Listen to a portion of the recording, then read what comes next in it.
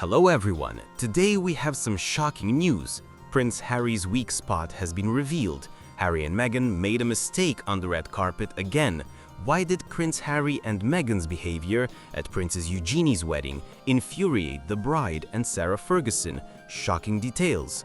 Heartbreaking moment. Kate went into self-preservation mode during the quarrel between Harry and Meghan.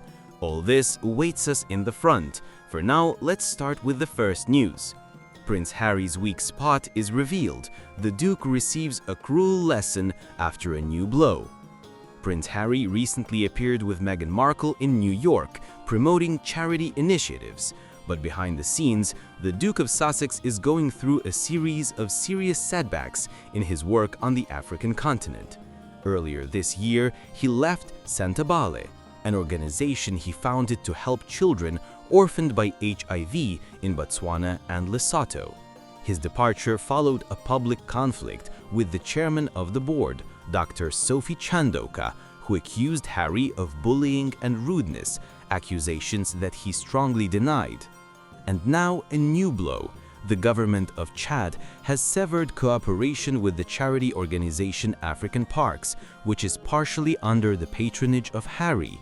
This organization manages 22 national parks and reserves in 12 African countries, including 2 in Chad, the Enedi Nature and Cultural Reserve and the Greater Zakuma Ecosystem.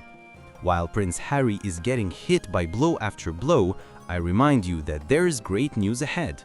On Tuesday, African Parks confirmed that the government of Chad has revoked the permits for the management of these territories. One of the ministers said that the organization had shown a constantly tactless and disrespectful attitude towards the government. Royal expert Jenny Bond told The Mirror that Harry is definitely not getting along with charity work in Africa, and this could be a serious lesson for him. Although he is not directly involved in this conflict, the Chadian government mentioned the arrogant and disrespectful behavior of his foundation. She said, "I think Harry now realized that it is not an easy task to create a charity foundation and successfully manage it, and he doesn't have much experience in managing organizations, even if he wants to."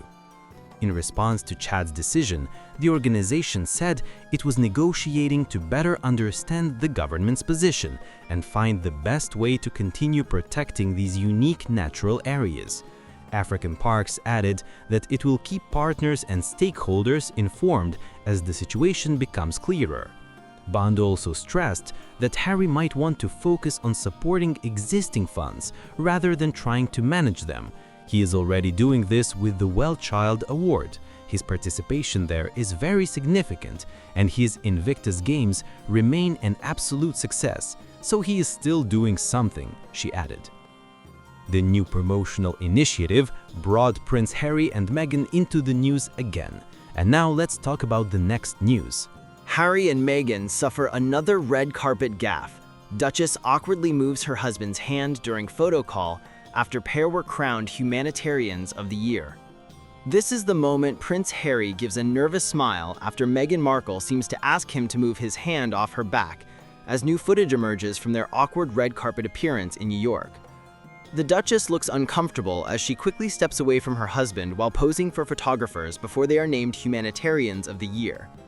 Meghan, 44, glances at Harry, who is 41, who gives a hesitant smile before they put their arms around each other's waist. The awkward moment is just one of several between the couple during the glamorous ceremony at Spring Studios. Because of New York traffic, the Sussexes arrived late for the Project Healthy Minds gala, and Harry appeared to be in a hurry, with onlookers saying he tried to rush Meghan along. After posing for photos, Harry took Meghan's hand and began to walk away, but she lingered behind. Some royal watchers claimed Harry even whispered, "Come on now," as she paused. In another backstage clip, a team member stops Harry to ask him something, leaving Meghan standing alone and looking uneasy. Some critics said she briefly frowned before smiling again. Others defended her, saying she seemed to be making an effort to appear modest and not steal the spotlight. For the event, Meghan wore a £6,000 Armani suit with jewelry worth over £238,000, while Harry matched her elegant look in a simple black suit, white shirt, and tie. The couple arrived hand in hand to receive the award, which had only been given once before, to Jeff Yabuki and his wife Gail for their work in mental health awareness. Meghan accepted the award and was praised as a mother, wife, entrepreneur, and philanthropist. Harry's mental health work and his 2021 memoir, Spare, were highlighted among his achievements. Philip Shermer, CEO and founder of Project Healthy Minds, said the Sussexes' leadership and generosity have made a profound difference in so many lives. Their appearance in New York came just as King Charles and Prince William showed a united front in London. During her acceptance speech, Meghan spoke about her concerns for Archie and Lilibet growing up in a digital world, just hours after the Princess of Wales warned about the dangers of too much screen time for children. The two high-profile events, happening 3,500 miles apart, may reignite tensions between the royals. Reports this week suggested that Meghan might return to Britain before the end of the year as part of a secret plan called Project Thaw, aimed at reconciling with the royal family. Sources say William may agree to meet with Harry, but not if Meghan is present. On stage, Meghan said, "Our children, Archie and Lily, are just 6 and 4 years old. They're still too young for social media, but we know that day is coming. Like so many parents, we think constantly about how to embrace technology's benefits while protecting against their dangers. That balance is becoming harder every day." Harry added, "This is a crucial moment in our mission to protect children and support families in a digital world." The crowd applauded their remarks, though many noted their message echoed that of the Princess of Wales.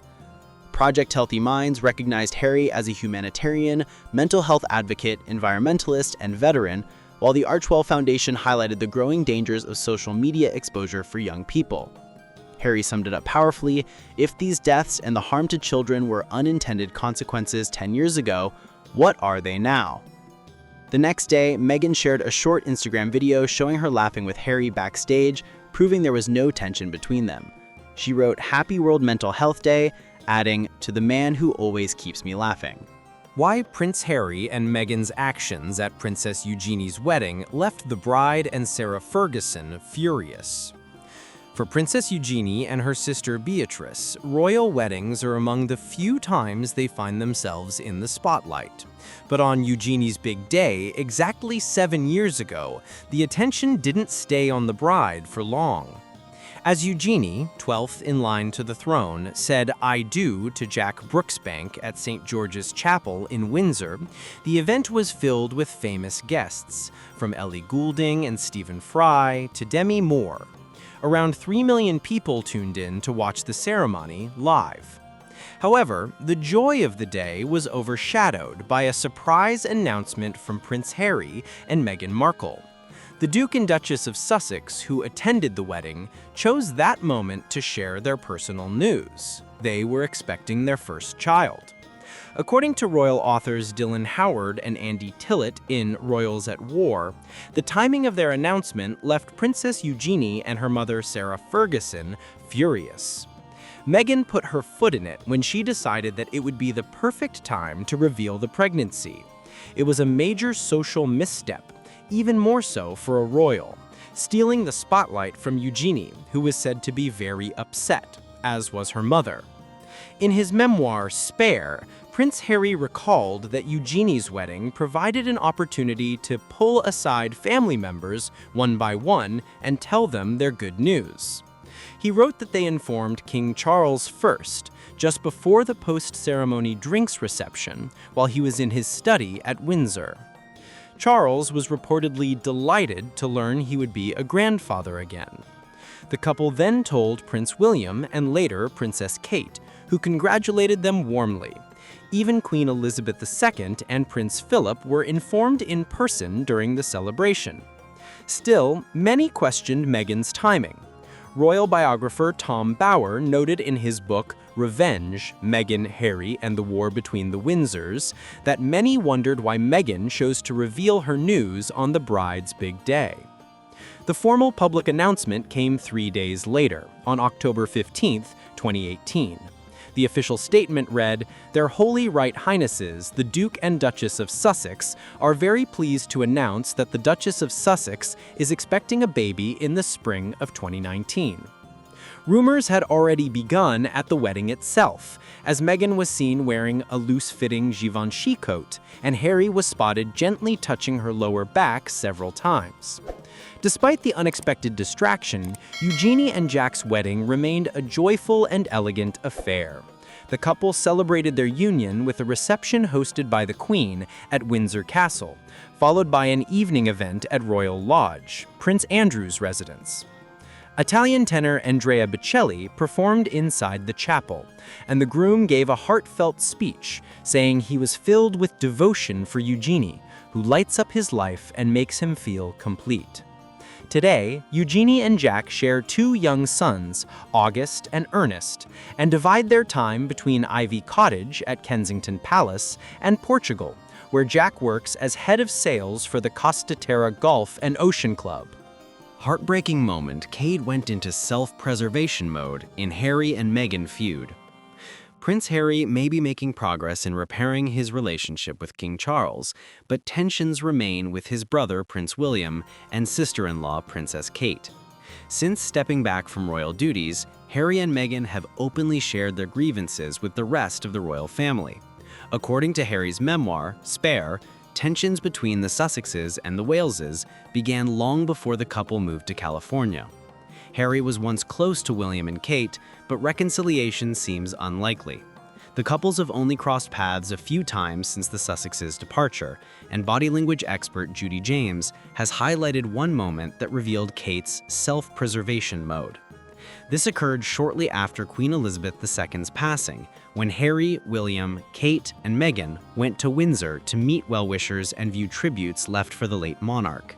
Dubbed the Fab Four in earlier years, the 2 couples arrived in the same car, but Kate quickly walked alone, avoiding group interaction. Judy James told the Daily Mail that this was the first public reunion since relations broke down, and given the high-profile nature of the event, it was no surprise that Kate chose to protect herself. Kate used spatial distancing to make her own point about group dynamics, showing a lack of desire to turn a tribute to a dearly loved queen into a soap-style drama, James explained. Her body language suggested a focused future queen, determined to pay respects with the decisiveness and resolve characteristic of Elizabeth II. Royal author Omid Scobie noted in Endgame that Meghan was reportedly extremely nervous about interacting with the public. During the drive to the walkabout, both couples barely spoke, managing only light small talk due to ongoing tension. Sources close to Kate told royal author Robert Jobson that given the strained relationship with the Sussexes, the walkabout was one of the hardest things she ever had to do.